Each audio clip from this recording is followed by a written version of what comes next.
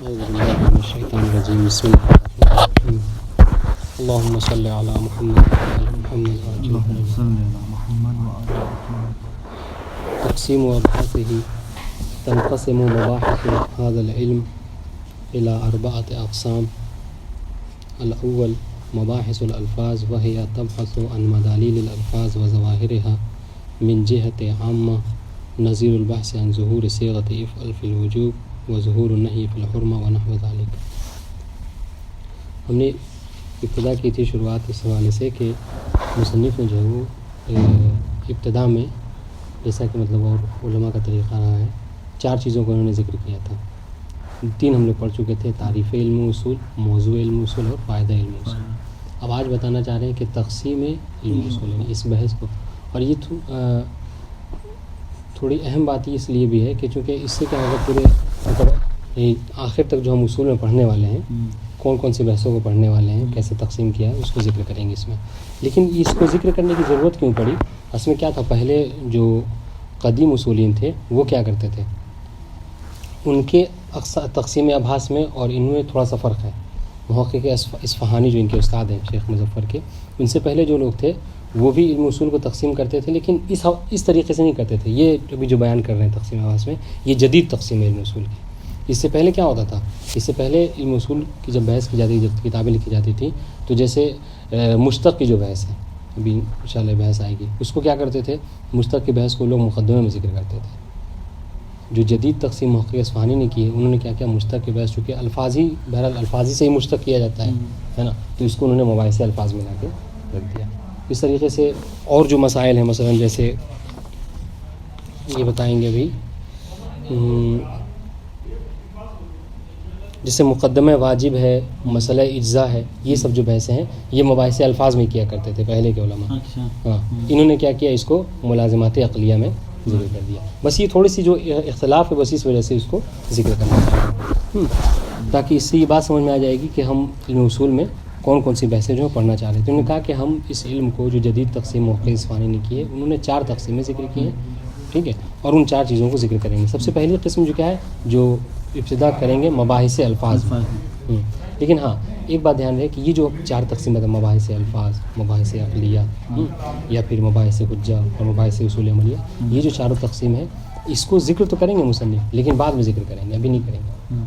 ہاں، ابھی فی ابتدا میں جو ہے وہ 14 مقدمے ذکر کریں گے مباحث الفاظ میں داخل ہونے سے پہلے. جی، مباحث الفاظ میں داخل ہونے سے پہلے 14 مقدمے کو ذکر کریں گے، جو بھی ہم لوگ انشاءاللہ پڑھیں گے. اس کو اس ترجمہ پڑھ لیتے ہیں، اس میں کوئی خاص اہم بات ہے نہیں، ٹھیک ہے. تو کہہ رہے تنقسم مباحث هذا العلم الى 4 اقسام. اس علم کی جو بحث ہیں وہ 4 قسموں میں تقسیم ہوتی ہیں. سب سے پہلی قسم مباحث الفاظ. ہاں، اب اس میں کون سی چیزوں کو، کس چیزوں کے بارے میں بحث کریں گے، کہہ رہے وہی تبحث عن مداليل الالفاظ وظواہرها وظواہر الالفاظ. جی ہاں، اس میں کیا ذکر کریں گے، اس میں الفاظ کے جو مدلول ہیں، یعنی الفاظ کس چیز پر دلالت کرتا ہے، اس کے اوپر بحث کریں گے. الفاظ کے ظہور کے بارے میں بحث کریں گے، کوئی لفظ جو بولا جاتا ہے وہ کس چیز میں ظہور رکھتا ہے. مثال جو صیغہ امر ہے، آپ نے صیغہ امر کہا تو کہتے ہیں صیغہ امر ظاہر ہے فی الوجوب. اس میں یہ اختلافی بحث ہے، بعض کہتے ہیں وجوب، بعض کہتے ہیں استحباب میں. اب مصنف جب یہ بحث مباحث الفاظ میں داخل ہوں گے تو یہاں وہ بحث کریں گے کہ جن لوگوں نے وجوب میں کہا ان کی کیا دلیلیں ہیں، جنہوں نے استحباب میں کہا ان کی کیا دلیلیں ہیں، اور ہمارا مختار کیا ہے. بہرحال یہ سب ساری بحثیں آئیں گی. تو کہا کہ مباحث الفاظ میں ہم بحث کریں گے الفاظ کے مدلول کے اعتبار سے کہ الفاظ کس چیزوں کے اوپر دلالت کر رہا ہے اور اس کے ظواہر کس میں ظہور رکھتا ہے، ٹھیک ہے. ہاں، لیکن ایک بات یاد رہے، من جہت عامہ، ابھی تھوڑا سا قابل تشریح ہے. ان کا من جہت یہ کہہ رہے ہیں عام جہت سے ہم بحث کریں گے. یعنی کیا مطلب، یعنی کوئی یہ نہ سمجھے کہ ہم چونکہ علم فقہ کے لیے کتاب لکھے، علم اصول میں ہم بحث کر رہے ہیں تو ہم صرف قرآن اور سنت کے الفاظ کے بارے میں بحث کریں گے.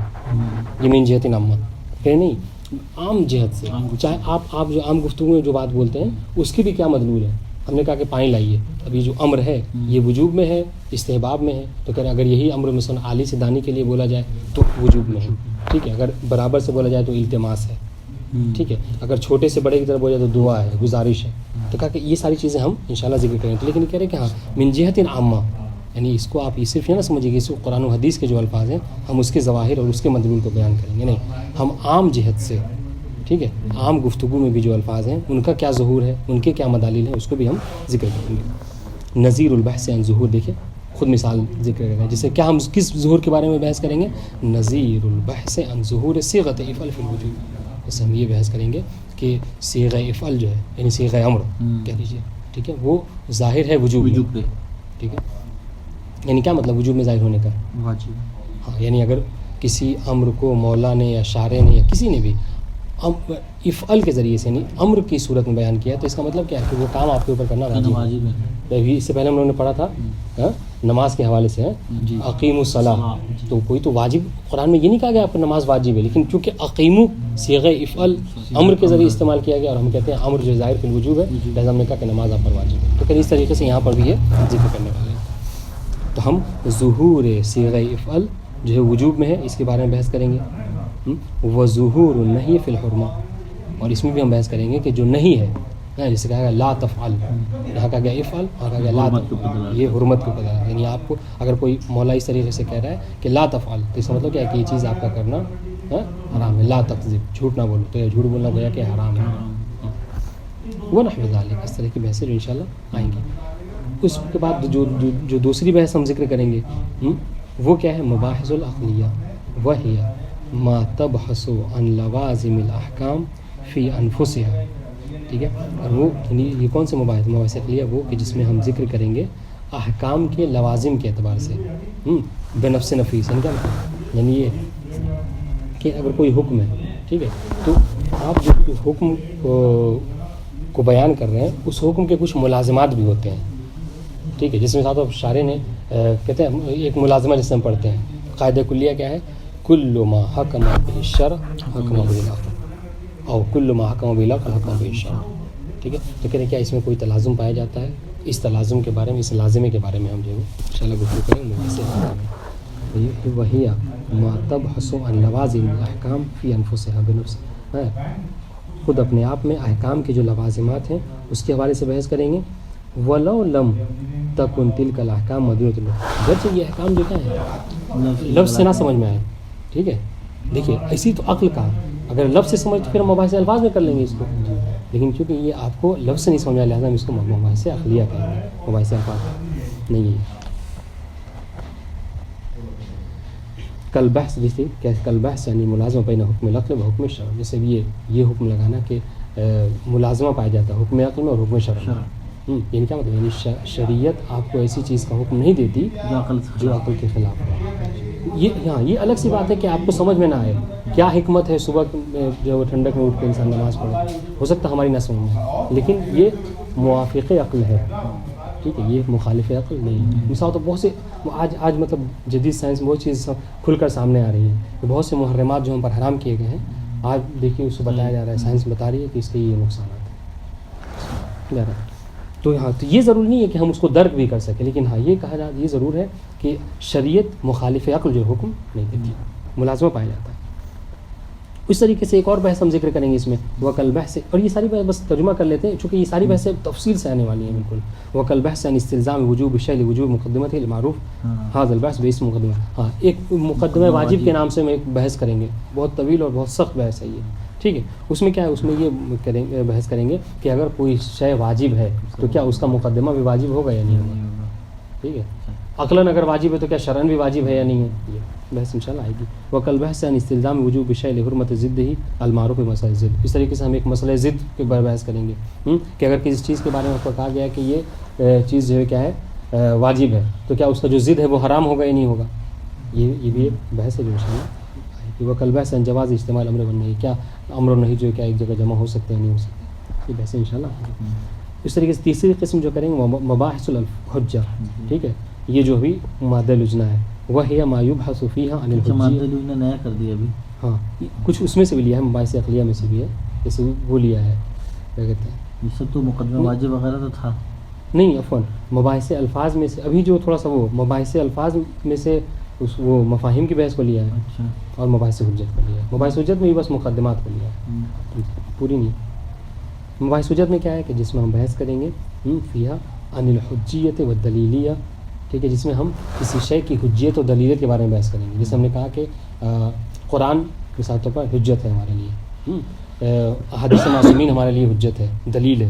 تو یہ کیوں دلیل ہے, کہ کس طریقے سے اس کی حجیت ثابت ہوگی، اس کے بارے میں انشاءاللہ مباحث حجت میں بحث کریں گے. کل بحث دیکھیے، کل بحث سے حجیت خبر الواحد، خبر واحد حجت ہے یا نہیں ہے، بہت اختلاف ہے نظم کی بحث میں.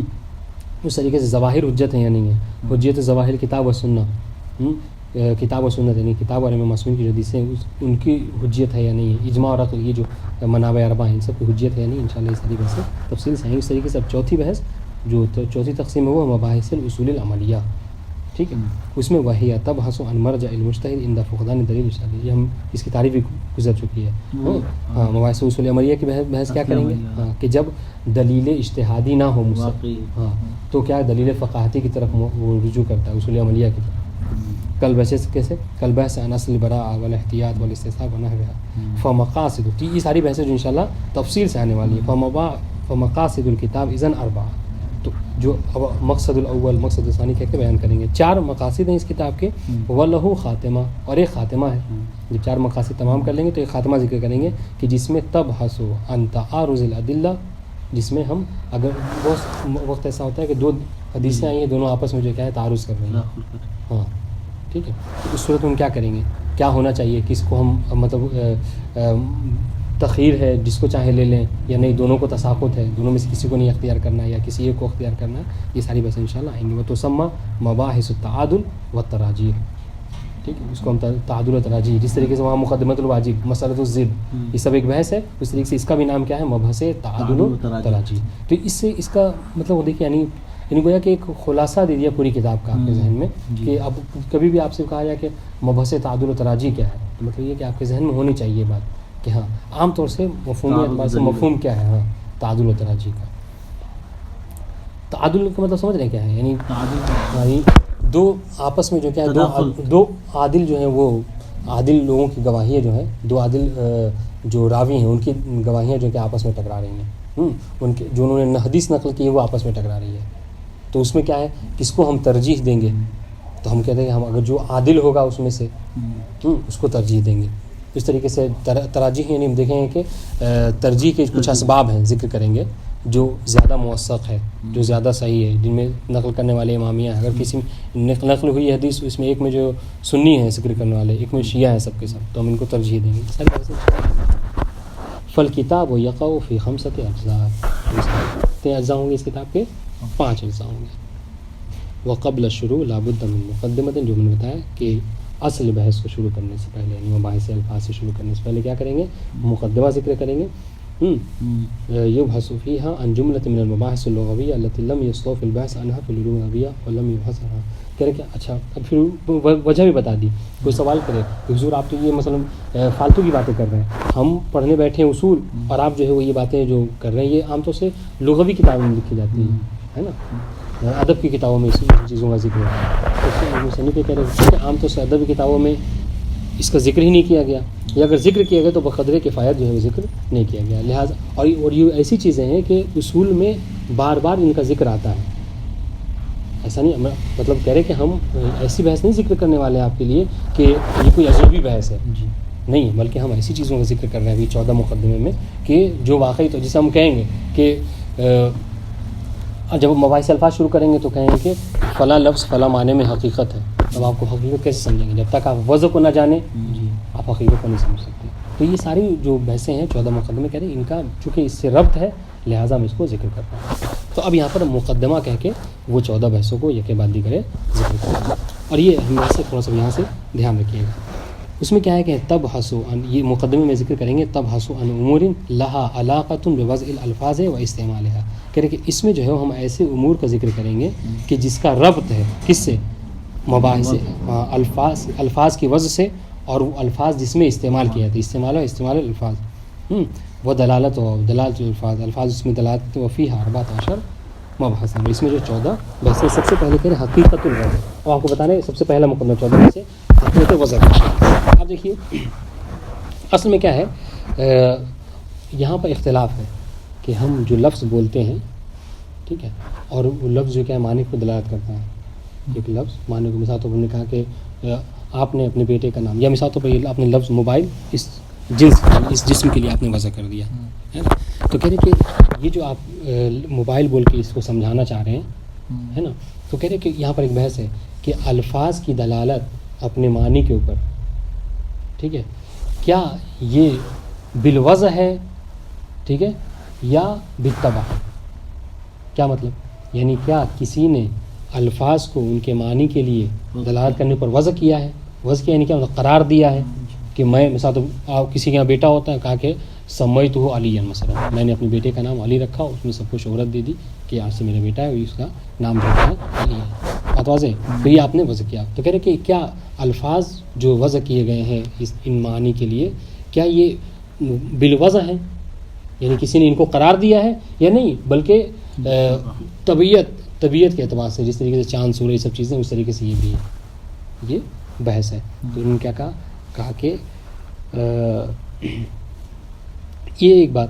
دوسری بات یہ ذکر کریں گے کہ بالطبع نہ کہہ کے بلکہ بالذات کہہ لیں، بالذات کہہ لیں، بالطبع کہہ لیں. کیا مطلب؟ یعنی یہ کہ کسی واضح نے ان کو نہیں قرار دیا ہے، بلکہ یہ خداوند عالم کی طرف سے قرار داد ہے، یعنی ذاتی ہے ان کا. جس طریقے سے دیکھیے آگ کے لیے دھواں، آگ کے لیے دھواں، یہ کیا ہے؟ کہیں آگ جب بھی جلے تو اس سے دھواں، تو دھواں اور یہ کیا ہے؟ یہ دلالت ہے. دھواں کو دیکھتے ہی آپ فوراً آگ کا پتہ لگا لیتے ہیں، سمجھ رہے ہیں؟ تو یہ جو آپ دھواں کو دیکھتے ہی آگ کا پتہ لگا لیتے ہیں، یہ کیا کسی نے قرار دیا اس کو؟ کہہ رہے کہ نہیں، یہ ٹھیک ہے، یہ ذاتی ہے، یہ ذاتی چیز ہے، اس کو کسی نے قرار نہیں دیا. تو بس یہی بتانا چاہ رہے ہیں آپ کو کہ لفظ کا معنی کے اوپر دلالت کرنا، کیا یہ جس طریقے سے دھواں آگ کے وجہ اس طریقے سے ہے یا نہیں، کسی واضح نے، کسی قرار دینے والے نے اس کو کیا ہے. دو باتیں. مصنف نے کیا اختیار کیا؟ مصنف نے کیا بلکہ مشہور نے، سب نے یہ اختیار کیا ہے، سوائے بعض معتزلہ کے، اور ان میں سے ایک نام جو سب سے آگے ہے، عباد ابن سیمری، غالباً سلیمان ابن عباد سیمری، ٹھیک ہے. انہوں نے کیا کہا؟ انہوں نے کہا کہ نہیں، لفظ کی دلالت معنی کے اوپر ذاتی ہے، ٹھیک ہے. جبکہ مشہور نے کیا کہا کہ نہیں، لفظ کی دلالت معنی کے اوپر ذاتی نہیں ہے بلکہ وضعی ہے. اچھا، انہوں نے اور اس کو مطلب کوئی ایک نظریہ نہیں قرار دیا، بلکہ اس کو وہم قرار دیا ہے. اور وہم ہے کیوں؟ اس لیے مصنف کو ادنا سے تعامل ہے. ذرا سا آپ غور کر لیجئے تو ان کا یہ شبہ جو ہے دور ہو جاتا ہے. آپ کہہ رہے ہیں کہ ذاتی ہے، اگر تو مصنف جواب دے رہے ہیں کہ اگر ذاتی ہوتا تو یہ ہونا چاہیے تھا کہ جس طریقے سے دھواں کو دیکھتے ہی آگ کے ہونے میں کسی کو اختلاف نہیں ہے، چاہے کسی بھی آپ دیہات میں کسی بھی ملک کے لوگوں سے پوچھ لیجئے، سب جو بھی دھواں دیکھے گا فوراً جو ہے کیا ہے بتا دے گا کہ آگ جل رہی ہے. لیکن ہم دیکھتے ہیں کہ کیا لفظ کا معنی کو اس طریقے سے، اگر لفظ کا معنی کو دلالت کرنا یہ ذاتی ہوتا تو جس طریقے سے دھوئیں کے بارے میں سب جانتے ہیں، وہ الفاظ کے بارے میں بھی سب جانتے ہیں، لیکن ہم دیکھتے ہیں کہ اگر ہمیں فارسی نہیں آتی اور کوئی آپ بول رہا ہے تو ہمیں اس کا معنی نہیں سمجھ میں آتا ہے کہ نہیں. ہم کوئی ماں بول رہا ہے، ہمیں عربی نہیں آتی، تو ماں کا مطلب کیا پانی ہوتا ہے ہمیں نہیں معلوم. بات واضح؟ تو مصنف یہی رد کہہ رہے ہیں، کہہ رہے کہ اگر الفاظ کی دلالت معنی کے اوپر ذاتی ہوتی تو سب کو اس کو درک کرنا چاہیے. لیکن ہم دیکھ رہے ہیں کہ جہاں کوئی لغت بدلتی ہے، زبان بدلتی ہے، لوگ جو اس کا معنی نہیں سمجھتے. تو یہ سب سے پہلے اس کو تطبیق کریں پھر پڑھتے ہیں آگے. یہی مطلب لیکن لا شک. دیکھیے کبھی بھی کہیں جب کہیں گے لا شک کا مطلب یہاں پہ شک ہونے کے کیا مطلب؟ کوئی شک اور یقین نہیں. لا شک یعنی کیا؟ یعنی لا خلافہ، یعنی کہ علماء میں دوسری رائے نہیں ہے کوئی، کوئی اس میں اختلاف نہیں ہے. کہ لا شک ان دلالت الالفاظ علی معانیہا، الفاظ کی دلالت کس کے اوپر؟ معنی الفاظ پہ، ہاں اس کا جو معنی ہے، ٹھیک ہے. کہہ رہے فی ایت لغۃ کانت، کہہ رہے کہ ہم صرف اب یہ نہ کہ ہم عربی پڑھے تو صرف عربی زبان کے بارے میں بات کر رہے ہیں، دیکھیے من جہت عام، ہر جگہ ہر زبان میں. کہہ رہے کہ یہ جو ہے کہہ رہے لیست ذاتیہ، یہ کیا ہے؟ ذاتی نہیں ہے. الفاظ کے معنی کے اوپر ذاتی نہیں ہے، ٹھیک ہے. کا ذاتیت دلالت دخان مثلا علی وجود النار، جس طریقے سے دھواں جو وہ دلالت کرتا ہے کس کے اوپر؟ آگ کے اوپر، اور یہ دلالت کیا ہے؟ ذاتی ہے. وَإِن تَوَهَّمَ ذَلِكَ بَعْضُهُمْ، گرچہ دیکھیے خلاف نہیں ہے ہمارے درمیان، لیکن کہ بعض لوگوں نے اس دیکھو توہم کہہ کے، جہاں بھی توہم کہتے ہیں مطلب کیا ہے؟ یہ کوئی قوی نظریہ نہیں ہے، ایسا نہیں ہے کہ اس کو ہم ذکر کر رہے ہیں اور اس کو رد کریں، نہیں، بلکہ توہم کہہ کے اس کو دور کر دیا. بعض نہیں صاحب اس کے آگے ہم نے کیا کہا؟ سلیمان بن عباد السیمری ہے، اور بعض معتزلہ کا یہ نظریہ ہے، ٹھیک ہے. سلیمان خود معتزلہ تھا. ہاں صحیح. لِأَنَّ لَازِمُ هَذَا الزُّعْمِ أَن يَشْتَرِكَ جَمِيعُ الْبَشَرِ فِي هَذِهِ الدَّلَالَةِ. دیکھیے رد کر رہے ہیں کہ کیوں ہم کہہ رہے کہ ذاتی نہیں ہے؟ کہ اگر ذاتی ہوتا تو اس کا لازمہ کیا تھا؟ ذاتی ہوتا تو اس کا لازمہ یہ ہوتا کہ جتنے بھی بشر ہیں، جمیع بشر یعنی تمام لوگ جو کیا ہوتے ہیں اس میں مشترک ہوتے ہیں. جس طریقے سے تمام لوگ مشترک ہیں، جمع ہے، سب کے سب کہتے ہیں کہ اگر دھواں ہے تو آگ جل رہی ہے. تو اس طریقے سے الفاظ کے معنی میں دلالت بھی جو ہے اس میں عربی سب کے سب مشترک ہوتے، سب جمع ہوتے، سب کہتے، جبکہ ایسا نہیں ہے. ما ان جب دیکھیے اختلاف ہے. ما ان الفارسی جو فارسی جاننے والا ہے مثلا لا يفهم الالفاظ العربیہ ولا غیرها، اور اس کے علاوہ جو عربی کے علاوہ اور جو مطلب ہندی نہیں جانتا ہے وہ من دون تعلم. ہاں جب سیکھتا ہے تب جب کہتا ہے کہ ہاں ماں کا مطلب پانی ہوتا ہے. ٹھیک ہے. وکذالک اس طریقے سے عکس کر لیں، جو عربی ہے وہ فارسی کے الفاظ کو، ہندی الفاظ کو نہیں جانتا ہے. فی جمیع اللغات تمام لغتوں میں ایسا ہے. وہذا بات اور کہ یہ ایک واضح سی چیز ہے. اب اس کا مطلب کیا ہوا؟ اس کا مطلب یہ ہوا کہ لفظ کی دلالت معنی کے اوپر ذاتی نہیں. اگر ذاتی ہوتی تو سب سمجھتے، لیکن سب نہیں سمجھتے. وعلیہ بس اس بنیاد پر ہم کہہ سکتے ہیں کہ فلیست دلالت الفاظ علی معنیہا الا بالجعل والتخصیص. دیکھیے دو باتیں تھیں نا، ہم نے کہا تھا کہ یا تو ذاتی ہے یا پھر جو کیا ہے وضعی ہے. جب ذاتی کو رد کر دیا تب کیا ہے؟ وضعی ہے. بالجعل، جعل کے ذریعے سے ہے. ٹھیک ہے، جعل نہیں قرار دینے کے ذریعے سے، کسی نے قرار دیا. جی. وہ تخصیص اور اس کو خاص کیا ہے. نہیں ایک مت ہوتا ہے کہ صرف قرار دے دیا نہیں، بلکہ کہا کہ یہی اس کے لیے خاص بھی ہے، اسی کے لیے استعمال کریں گے. من واضح معانیہ کہ کسی واضح نے ان الفاظ کو فلاں معنی کے لیے کیا کیا ہے؟ وضع کیا ہے. ولذا تدخل الدلالۃ اللفظیہ حاضی فی الدلالۃ اللفظیہ. یہی وجہ ہے کہ جب آپ دلالت اسی وجہ سے کیا کیا ہے علماء نے، مناطقہ نے دلالت لفظیہ کو دلالت وضعیہ میں سے قرار دیا ہے. ٹھیک ہے، یعنی دلالت وضعیہ کی جب تقسیم ذکر کرتے ہیں تو اس میں سے کہتے ہیں دلالت لفظیہ. کیوں؟ اس لیے کہ واضح نے لفظ کو معنی کے لیے قرار کر دیا. یہ بات. اس کے بعد کہہ رہے ہیں دوسری بات، سوال یہ ہے کہ جب یہ سارے مقدمے کیا ہیں؟ ایک کے بعد دوسرے مرتب ہیں. جب یہ بتا دیا آپ کو کہ الفاظ کی دلالت معنی کے اوپر کیا ہے؟ بالوضع، بالذات نہیں ہے، ختم ہو گئی بات. اب اس کے ایک دوسرا مرحلہ، جب آپ یہ کہہ رہے ہیں کہ بالوضع ہے تو پھر واضح کون ہے؟ جب آپ کہہ رہے ہیں کہ کسی نے قرار دیا ہے تو واضح ہوگا. سوال یہ ہے کہ فی الواضح کون ہے، کس نے قرار دیا ہے. تب یہاں پر بھی نظریات ہیں، اختلاف ہیں. بعض کہتے ہیں کہ واضح ہو اللہ سبحانہ و تعالیٰ، کہ اللہ تعالیٰ نے جو ہے وہ قرار دیا ہے. ایک دوسرے بعض کہتے ہیں کہ نہیں، کوئی خاص ہے، شخص ہے کہ جس نے جو کیا ہے لفظ کو معنی کے لیے قرار. جسے عربی میں کہتے ہیں کہ یا رب بن قحطان نامی شخص ہے جس نے عربی کے الفاظ کو معنی کے لیے قرار دیا ہے. ٹھیک. اس کے بعد تیسرا نظریہ جو مصنف نے اختیار کیا ہے وہ کیا کہہ رہے کہ نہیں، پروردگار عالم نے انسان کو خلق کیا تو انسان کی طبیعت میں ہے کہ انسان جو کیا ایک مجمع میں رہنے والا شخص ہے، جمعیت میں رہنے والا شخص ہے. جب جمعیت میں رہتا ہے تو ضروری ہے کہ انسان، جب ہم مجمع میں ہیں، ہم سب کے ساتھ میں رہ رہے ہیں، ہماری زندگی جو کیا معاشرتی زندگی ہے، تو کیا ہوتا ہے انسان محتاج ہوتا ہے ایک دوسرے کا، بہت سی چیزوں کا محتاج ہوتا ہے، افہام و تفہیم کا محتاج ہوتا ہے، اپنی بات کسی کو سمجھائے، دوسرے کی بات کو سمجھ سکے. تو اس کو سمجھانے کے لیے کیا تھا، مصنف کہہ رہے ہیں کہ یہاں پر 3 طریقے ہیں. ٹھیک ہے، اور پلس ایک اور اضافہ کریں گے. یا تو کیا کریں، وہ اشارے کے ذریعے سے بتائیں. ٹھیک ہے، ہمیں موبائل چاہیے، ہم نے اشارہ کر دیا، آپ سمجھ گلا دیے، ایک بات تھی. دوسرا طریقہ کیا تھا کہ کتابت کے ذریعے سے لکھ دیں، موبائل چاہیے آپ لا کے موبائل دے دیجیے. تیسرا طریقہ کیا کہ نہیں، اصلاً ہم نہ اشارہ کریں اور نہ جو ہے وہ لکھیں. تیسرا کیا، جس چیز کے بارے میں ہمیں بات کرنی ہے اس کو حاضر کر دیں. ٹھیک ہے، اس طریقے سے مطلب افہام و تفہیم. مصنف کہہ رہے ہیں یہ 3 طریقے ہیں، ہو سکتا ہے، لیکن کہہ رہے یہ تینوں طریقے کافی نہیں ہیں. آپ مثلا پہاڑ بتانا چاہیں تو پہاڑ کو لا کے حاضر نہیں کر سکتے، ہے نا. لکھنے کی بات ہے، آپ ہر چیز کو اتنا لکھ نہیں سکتے. ہم 24 گھنٹے میں، ابھی ہم 1 گھنٹے میں ہم نے کتنی چیزوں کو سمجھا لیا ہے کہ نہیں. اگر اس کو ہم لکھنے بیٹھ جائیں تو وقت تو یہ دقت کی باعث ہے. اس طریقے سے اشارے سے ہر انسان نہیں. تو ضروری ہے کہ ایک اور چیز ہو کہ جس سے انسان سرعت کے ساتھ سمجھ بھی لے، سمجھا بھی لے. وہ کیا ہے، الفاظ کا سہارا لینا. تو انسان محتاج تھا افہام و تفہیم کے لیے الفاظ کا، لہٰذا اس نے کیا کیا، اس نے الفاظ کو وضع کیا. ٹھیک ہے. تو مصنف کہہ رہے ہیں کہ ہم واضح میری نظر میں کوئی خاص شخص نہیں ہے، بلکہ ہر فرد، ہر قبیلہ جو کیا ہے اپنے اعتبار سے ایک واضح ہے. سمجھ رہے. اس کو اگر آپ کو نہیں سمجھ میں آ رہی بات تو آپ ایک بچے سے مثال لے لیجئے. ہم پانی کہتے ہیں، وہ بچے کو مم کہہ کے جو ہے وہ سمجھا لے جاتا ہے. تو مطلب کیا ہے کہ کہنے کا مطلب یہ ہے کہ انسان کی طبیعت میں ہے کہ وہ اگر کسی چیز کو سمجھانا چاہتا ہے تو اس کے لیے کچھ نہ کچھ قرار دے دیتا ہے. تو اس طریقے سے قرار دے دیا اور اس کو استعمال ہوتے ہوتے یہ ہوا کہ فلا لفظ فلا معنی میں جو ہے وضع ہو گیا. تو واضح مصنف کی نظر میں کوئی خاص شخص جو ہے وہ نہیں ہے. تو سوال ہے، دیکھیے خود سوالیہ نشان بھی لگایا آگے میں، من الواضح، من نہ پڑھیے گا، من الواضح. ہاں ولیکن من ذالک الواضح عفوا ولیکن میں نے خود پڑھ دیا من، ولیکن من ذالک الواضح الاول فی کل لغت من اللغات.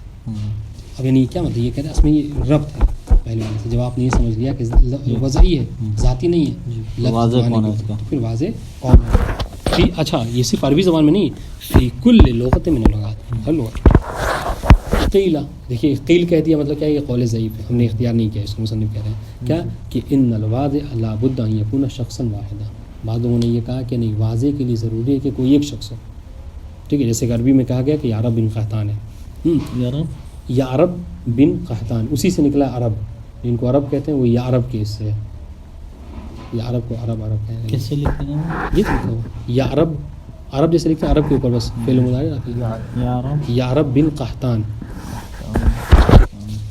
قحط جسے لکھتے ہیں عرب. ہاں کہہ رہے قیل ان الواضح لا بد ان یکون شخصا واحدا. بعضوں نے کہا کہ ضروری ہے کہ جو واضح ہو وہ کوئی ایک شخص ہو. بطبعہ جماعت من البشر فی التفاہم بتلک اللغات. اس کی طبیعت میں کیا ہے، ایک جماعت جو کیا ہو وہ کرے، یعنی ہاں تفاہم کے لیے، سمجھانے کے لیے کیا ہے اس کو لغت کو وہ کرے، قرار دے دے. ایک نظریہ. وقیل وهو الاقرب الى الصواب. ٹھیک ہے، ہاں ایک اور قول ہے. اور دیکھیے جب کہ اقرب الى الصواب یعنی صحت سے زیادہ قریب میرے نزدیک یہی ہے. کیا مطلب، مصنف نے گویا کہ اس کو اختیار کیا. وہ کیا کہ ان طبیعت البشریہ حسب القوت المودع من اللہ تعالی فیہا تقتضی افادۃ مقاصد انسان بالالفاظ. مصنف کہہ رہے کہ کوئی ایک شخص نہیں ہے، بلکہ اللہ نے جو طبیعت میں انسان کے رکھا ہے اس چیز کو، کہ جب بھی انسان محتاج ہوتا ہے کسی چیز کا، ٹھیک ہے، تو وہ اس کو سمجھنے اور سمجھانے کے لیے اس کے لیے الفاظ کا استعمال کرتا ہے. دیکھیں قیل وهو الاقرب الى الصواب، یہ کہا گیا. اور یہی جو کیا مصنف نے اختیار بھی کیا ہے، کیونکہ یہی جو ہے صحت سے قریب تر ہے، کہ ان طبیعت البشریہ، طبیعت بشر جو ہے، ٹھیک ہے، حسب القوت المودع من اللہ، اللہ نے جو انسان کو قوت دی ہے، طاقت. دیکھیے یہ انسان کی قدرت میں کوئی سکھاتا نہیں ہے، ورنہ دیکھیے بچہ ہے پیدا ہوتے ہی جو کیا ہے کچھ دنوں بعد جو ہے رہتے رہتے ساری چیزیں بولنے لگتا ہے. وہ ایک طبیعت اللہ نے اس میں رکھی ہے. جو اللہ نے ودیت کی ہے، اس کو قوت طاقت دی ہے، اس کے سہارے کیا کرتا ہے، یہ تقتضی، یہ اس کا تقاضا، یہ اس قوت کا تقتضی القوہ افادۃ مقاصد الانسان بالالفاظ. وہ اپنے مقاصد کو کیا کرتا ہے، الفاظ کے ذریعے سے ادا کرتا ہے. تو وہ کیا اچھا کیسے ادا کرتا ہے، فیخترع من عند نفسہ لفظا مخصوصا عند ارادۃ معنی مخصوص. جب وہ کسی خاص لفظ سے خاص معنی کا استعمال کرنا چاہتا ہے، اخذ کرنا چاہتا ہے، تو اس کے لیے کیا کرتا ہے، کسی لفظ کو ایجاد کرتا ہے، کسی لفظ کو اختراع کرتا ہے، ایجاد کرتا ہے. جی کما هو المشاہد من الصبیان عند اول. آپ دیکھیں کہہ رہے کہ، اور یہ اس کو سمجھنا ہے تو آپ ابتدا میں جو بچے ہوتے ہیں ان سے سمجھ سکتے ہیں. ہم جس چیز کو پانی کہتے ہیں وہی وانی اور مم کہہ کے اس کو سمجھا لے جاتے ہیں. فیتفاہم مع الآخرین الذین یتصلون بہ. اور اس سے کیا ہوتا ہے، یہی نہیں ہے بلکہ جو لوگ اس بچوں سے منسلک ہوتے ہیں، متصل ہوتے ہیں، وہ اس کی باتوں کو خوب سمجھتے بھی ہیں. یہی وجہ ہے کہ بچہ ہوتا ہے اگر باپ کے ساتھ ہو تو وہ جو کیا بولتا ہے دوسرے کہتے ہیں یار کیا بول رہا ہے نہیں سمجھ میں آ رہا ہے، لیکن جو باپ ہوتا ہے وہ سمجھ جاتا ہے کیونکہ اس سے متصل ہے. جی والآخرون کذالک یخترون من انفسهم الفاظا لمقاصد. اس طریقے جس طریقے سے یہ بچہ ہے وہ اپنے مقصد کو سمجھانے کے لیے چیزوں کا ایجاد، اس طریقے سے ہم عام لوگ بھی جو ہے کسی چیز کو. دیکھیے جب موبائل کا ایجاد نہیں تھا، موبائل لفظ کوئی نہیں تھا، لیکن جب اس کو ایجاد کیا تو اس کے بعد اس کے لیے نام کی ضرورت ہوئی، تو کیا کہا جائے، کہا اس کو موبائل میں. تو ہم بھی کہہ رہے ہیں کہ ہم بڑے لوگ بھی جو کیا ہوتے ہیں محتاج ہوتے ہیں. ٹھیک ہے، جب کسی سے محتاج ہوتے ہیں ہم کیا کرتے ہیں، اس کے لیے لفظ کا ایجاد کرتے ہیں. وتتألف على مرور الزمان. ابتدا میں اگر کہا جائے یہ موبائل ہے تو عجیب سا لگے، لیکن جیسے زمانہ گزرتا جاتا ہے ہم اس سے مانوس ہوتے جاتے ہیں. من مجموع ذالک طائفۃ صغیر من الفاظ. اور اس کے جب وہ الفاظ کو ایجاد کرتے ہیں اس سے کیا ہوتا ہے، ایک مجموعہ جو کیا ہوتا ہے وہ وجود میں آ جاتا ہے اور وہ سب اس کو سمجھنے لگتے ہیں. حتیٰ تکون لغت خاصہ، یہاں تک کہ کیا ایک خاص زبان ہو جاتی ہے. اب دیکھیے بہت سے مطلب اپنے انڈیا میں کتنی زبانیں بولی جاتی ہیں، ہے کہ نہیں. اتنی زبانیں بولی جاتی ہیں. آپ دیکھیں مطلب بہت سی زبانیں میں 1000 لوگ بھی نہیں ہوں گے بولنے والے, لیکن ایک زبان ہے بہرحال. لیکن کیوں؟ تو یہ کیا ہے تتألف, یہ کہہ رہے ہیں ذالک طائفۃ صغیرہ من الالفاظ, الفاظ کا ایک وہ ہو جاتا ہے, جماوڑا ہو جاتا ہے, اور اسی سے وہ بولنا شروع کر دیتے ہیں. بعد میں کہا یہ ایک زبان ہو گئی, حتی تکون لغۃ خاصہ, ایک خاص زبان ہو جاتی ہے. لہا قواعدہا یتفاہم بہا قوم من البشر, پھر اس کے کیا ہوتے ہیں, بہت سے لوگ قواعد ذکر کرتے ہیں, مطلب مرد کے لیے استعمال کریں گے, عورت کے لیے استعمال کریں گے, اس طرح کی چیزیں. وہذہ اللغہ قد تتشعب بین قوم متباعدہ وتتطور عند کل قوم بما یحدث فیہا من التغییر والزیادہ. پھر اس کے بعد کیا ہوتا ہے, یہی زبان دھیرے دھیرے کر کے جو ہے وہ پھیلتی رہتی ہے لوگوں میں. وہذہ اللغہ قد تتشعب بین اقوام میں, لوگوں میں کیا ہے یہ زبان جو پھیلتی ہے جو دور کے رہنے والے ہیں, یعنی شعبہ ہو جاتی ہے, پھیل جاتی ہے. وہ تطور, ہاں, اور اس میں ترقی ہوتی رہتی ہے. ان دا کل قوم بما یحدث فیہا میں, ہاں اس میں کیا ہوتا ہے کبھی کبھی تبدیلیاں بھی ہوتی ہیں, کچھ چیزوں کا اضافہ بھی کیا جاتا ہے. حتی قد تنبثق منها لغات اخرى, یہاں تک کبھی اس سے دوسری زبانیں بھی نکال لی جاتی ہیں. اس دیکھیے نا, کہتے ہیں کہ اردو نام کی کوئی زبان ہمارے پاس نہیں تھی انڈیا میں, ہے نا, مختلف زبانوں کو جمع کر کے تمام زبانوں سے ایک لشکر جو اردو بنا لیا گیا. تو یہ کہ حتی قد تنبثق, یعنی اس سے خود انہی زبانوں سے کیا ایک زبان کو نکال لیا جاتا ہے. لغات اخرى فیصبح لکل جماعت لغۃ خاصہ, تو اس طریقے سے کیا ہوتا ہے, وہ ہمارے اردو بولنے والوں کی ایک خاص زبان اردو ہو گئی, ورنہ اردو خود اپنا خاص کوئی وجود نہیں ہے. اس کے الفاظ جو کیا ہے کبھی فارسی میں, کبھی عربی میں, کبھی اور ہندی میں ملیں گے. وہ علیہ, تو اب تک کہنے کا خلاصہ کیا تھا, بس سمجھانا چاہ رہے تھے آپ کو. خلاصہ مطلب یہ تھا کہ مصنف یہ بتانا چاہ رہے ہیں کہ واضح کوئی خاص شخص نہیں ہے, ٹھیک ہے, بلکہ واضح کیا ہے انسان طبیعت ہے, کہ جو اللہ نے جو قدرت انسان کے اندر دی ہے, اس قدرت کا تقاضا یہ ہے کہ انسان جو کیا ہے لفظ کو ایجاد کرتا ہے ہمارے کے لیے. وہ علیہ, پس اس بنیاد پر, ہاں, تکون حقیقت الوضع ہوا جعل اللفظ بإحضاء المعنی و تخصیصہ بہ. اب یہاں پر گویا کہ اگر کوئی پوچھے کہ وضع کیا ہے, حقیقت وضع کیا ہے, اب وہ جو عنوان لگایا تھا نا حقیقت الوضع, اب اس کی جو بتانا جا رہے ہیں وضع سے کیا مراد ہے. اگر آپ سے پوچھا جائے کہ وضع کی تعریف کیا ہے, تو اس کے جملے جواب میں آپ یہ لکھیں گے کیا, وہ حقیقت وضع کیا ہے, ہوا جعل اللفظ, لفظ کا قرار دینا, بإحضاء المعنی, معنی کے مقابلے میں, احضاء یعنی مقابل میں, و تخصیص ہوا, تخصیص حق سے پلٹے کے لفظ کے, و تخصیص اللفظ بھی بالمعنی, ٹھیک ہے.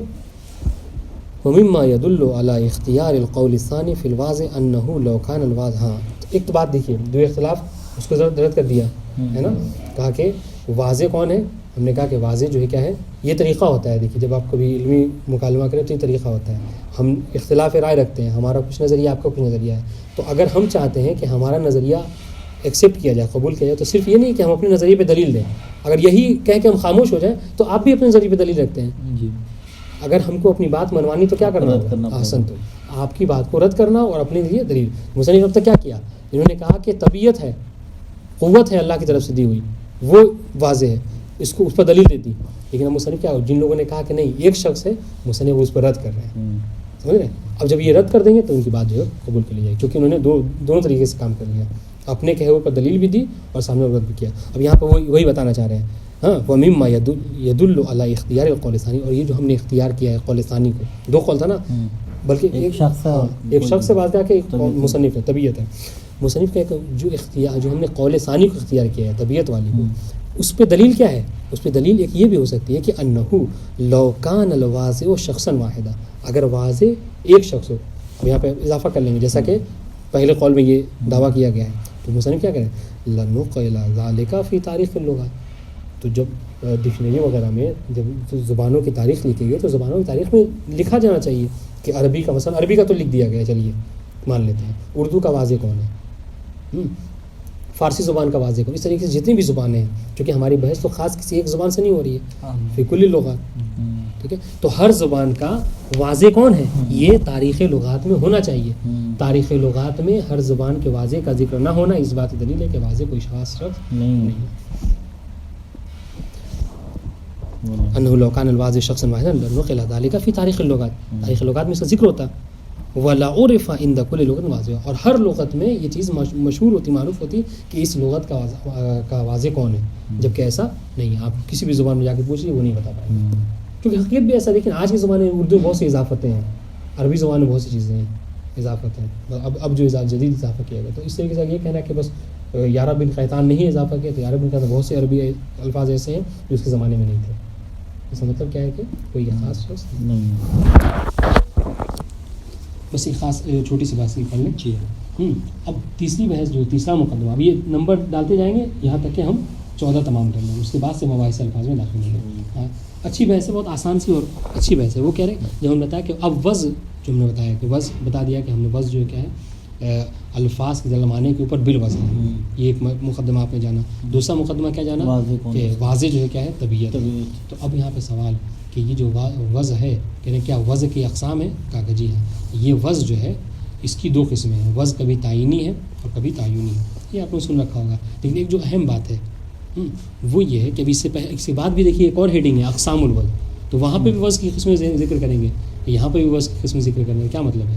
ہاں تو اعتبارات کا فرق ہے. یہ جو تقسیم ہے کہ وضع کبھی تعینی ہے اور کبھی تعینی ہے، یہ منشأ وضع کے اعتبار سے ہے. اگر وضع کا منشا دیکھا جائے، ٹھیک ہے، تو منشأ وضع کے اعتبار سے وضع کبھی تعینی ہے. تعینی ہونے کا کیا مطلب ہے؟ تعینی ہونے کا مطلب یہ ہے کہ کسی خاص کسی خاص شخص نے خاص لفظ کو خاص معنی کے لیے کیا ہے معین کیا گیا ہے. ٹھیک ہے، تو اس طریقے سے اس تعبیر میں آپ کہہ سکتے ہیں کہ اگر وضع ٹھیک ہے جعل اور تخصیص کے ذریعے سے وجود میں آئے تو ہم اسے کیا کہتے ہیں؟ وضع تعینی ہے.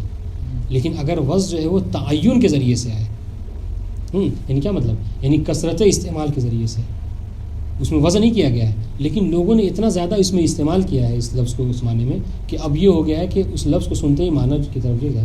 اب اس سے اب کہا جائے کہ مثلاً میں نے نماز پڑھی ہے نا، صلاۃ صلاۃ کے بارے میں، تو جیسی صلاۃ کہیں گے آپ فوراً جو کیا ہے یہ افعال مخصوص ہے اس کو سمجھیں گے، جبکہ صلاۃ کا معنی دعا ہے، ہم دعا لینا چاہ رہے ہیں تو یہ دعا لینا ہمارا صحیح نہیں ہوگا. سمجھ گئے؟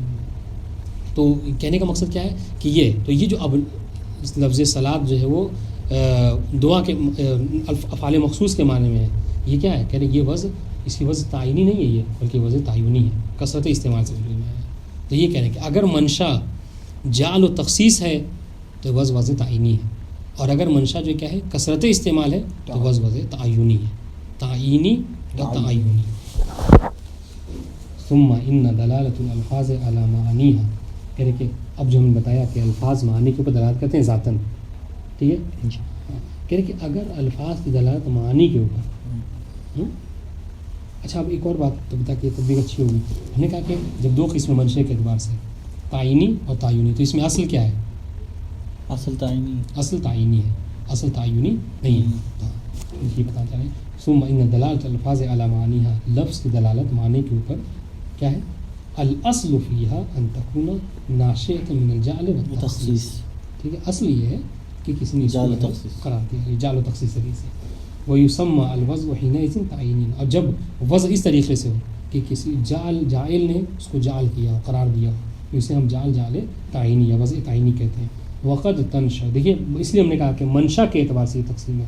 وقد تنشأ دلالة من اختصاص اللفظ بالمعنى الحاصل، هذا الاختصاص من الكثرة في الاستعمال على درجة من الكثرة أنه تألف الأذهان على وجه إذا سمع اللفظ ينتقل السامع منه إلى المعنى.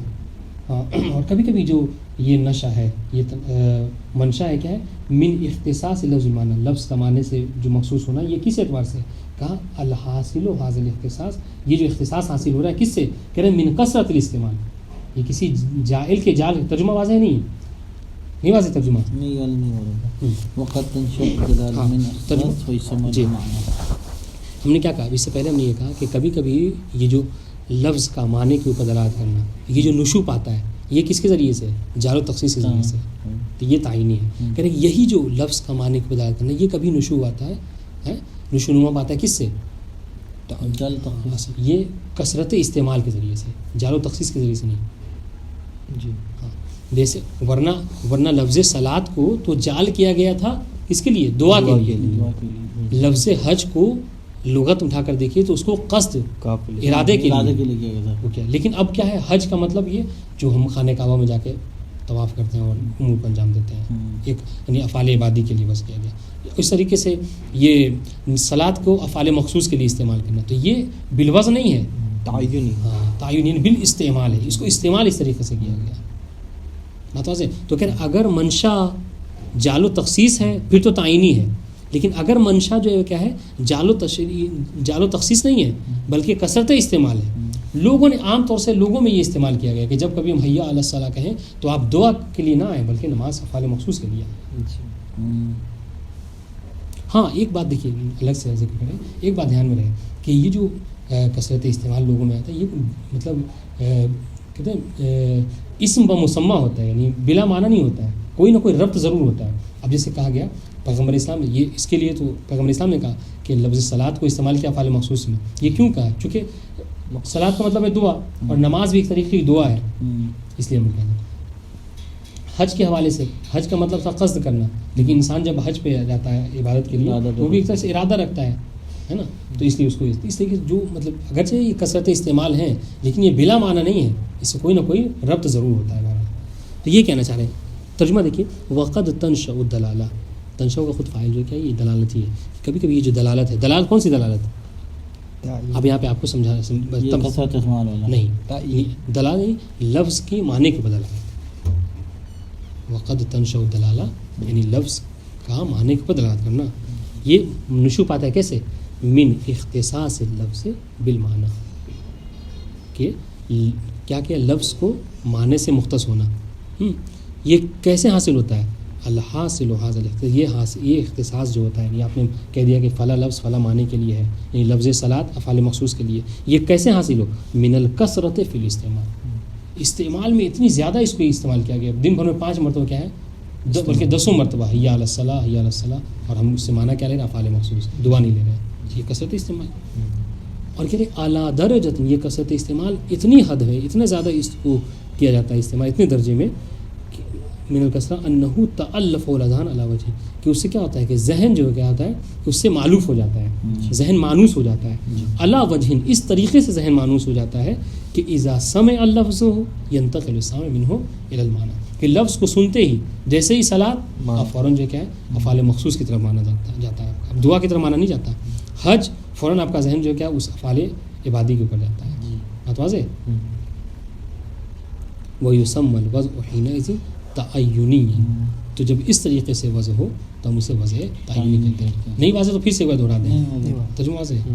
السلام علیکم.